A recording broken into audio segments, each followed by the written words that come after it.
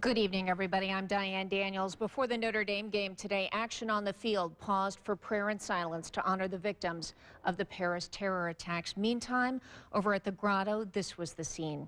We will have much more on the game from campus coming up for you in just a moment. First, though, we do want to get you the very latest information on the Paris terror attacks. We've learned at least one American college student is among the victims who died. A 23-year-old Long Beach State student studying abroad is among the 129 people who were killed. Now, we did check with the colleges and universities in our area that do offer study abroad, and many of them did have students in France, but none are in harm's way. They are all safe and accounted for tonight. This evening, though, the Prime Minister of France is vowing his country is at war and will destroy those responsible for the terror attacks, which are the worst in that country's history. ISIS has claimed responsibility.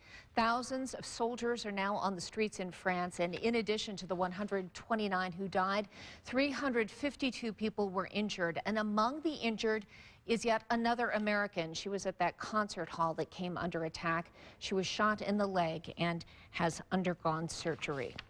Our Indiana Republican lawmakers in Washington, D.C. are speaking out about the attacks today. Senator Dan Coats and Representative Jackie Walorski were on Fox and MSNBC, respectively. We need to go on the offensive to deal with this. We all pour out our hearts and grief toward the victims here, but it's time that we took some offensive measures with the world to address this cancer that is spreading throughout more than the Middle East, but throughout Europe, and we know we're also in their sights. I think that there was a reset on history last night, and I think this changes the equation completely.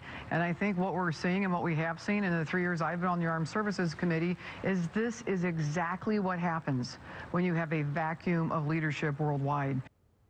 And we will continue to keep you up to date with the very latest on the Paris terror attacks, both online and on air. You can check us out at WSBT.com. Plus, we'll have the very latest on our other social media platforms as well.